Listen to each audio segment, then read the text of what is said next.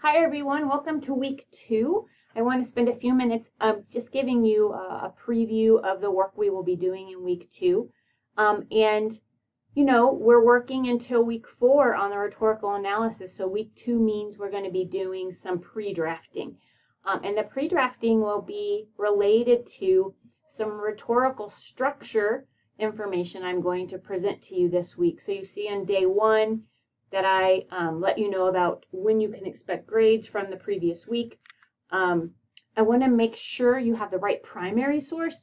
You know, what matters a lot is when you're writing an essay that you have a connection to the topic in some way. So if the primary source, I'm going to try to highlight here on my, sorry, it's not working out the way I wanted to. But if the primary source you read last week when I introduced the essays, there's 5 essays from the Atlantic magazine. If the one you read last week isn't really clicking with you, then maybe look through them again. Watch my video from Module 1 where I preview the essays for you, and pick a different one and read a different one. I hope you chose well the first time, but you can choose a different essay. You don't have to stick with the one from last week. And then you notice you're going to be hearing me talk to you and present to you a little bit on rhetoric. So I'll also be presenting some resources you can use to start learning about what argumentative structure looks like in some rhetorical approaches. So we'll be talking about that this week. And then you're going to be doing some practice at analyzing an essay that the whole class is reading called Fleeing to the Mountains. It's in the course textbook. So make sure if you don't have the course textbook that you contact me. I can send you a scanned copy of the essay. I'm happy to do that. I'll actually just say at the beginning of week 2 that I'm happy to help you with keeping up with the course readings from the textbook through week 3, which is next week. So please make sure you get your textbook from the bookstore or from Amazon or some other textbook selling website. You do have the ISBN. But we'll be reading an essay all together and practicing analyzing it all together on the discussion board so that we can practice that and you feel comfortable applying those definitions to the essay that you're working on for your rhetorical essay, for your rhetorical analysis essay. Sorry, I forgot that word. So keep this clear, y'all, that you have your assigned primary source that you've chosen for yourself out of the 5 that are eligible for the rhetorical analysis assignment. But we're using Fleeing the Mountains together as a whole class. So I know that might confuse a few people, but I just wanted to clarify that point. And then, so one discussion board post on that and only one response to one of your classmates this week. Remember, the Fleeing to the Mountains discussion board is due by Thursday, end of the day. And then you can review the essay instructions that you read last week. So much reading going on, y'all. So you might find yourself having to go back to certain documents and reading them again. I would say that's one of the pitfalls of online learning is that there's so much reading. So make sure you review the rhetorical analysis instructions. And then let me know if you have any questions.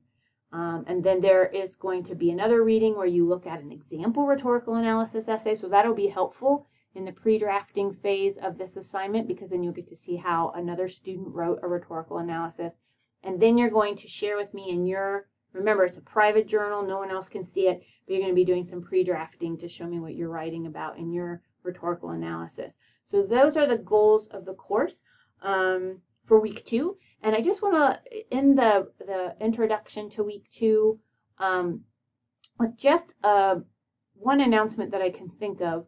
I encouraged you during week 1 to consider coming to meet with me on campus for a face-to-face meeting on that Boulder County campus, and you are totally encouraged to do that.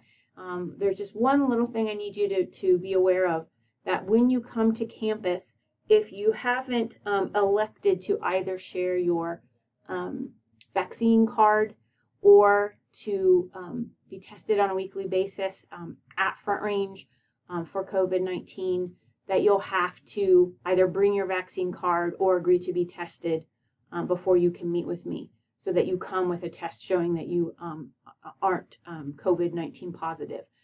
So I'm mentioning this especially to you students who are taking mostly online classes and you really didn't have any intention of coming to campus, but if you think you're going to be coming to campus, be prepared to be asked to show your vaccine card or a COVID-19 negative test result so that you can be on campus and meet with me and work with me.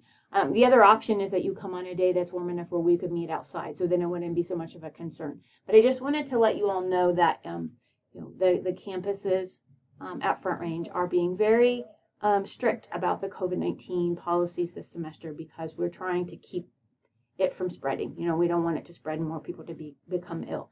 So just wanted to let you know about that.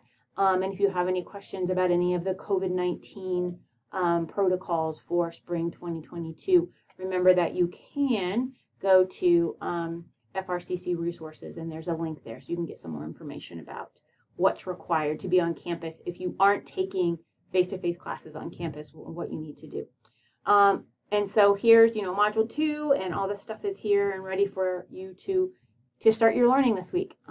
Contact me if you have any questions, and I hope you have a great second week of the class. Bye.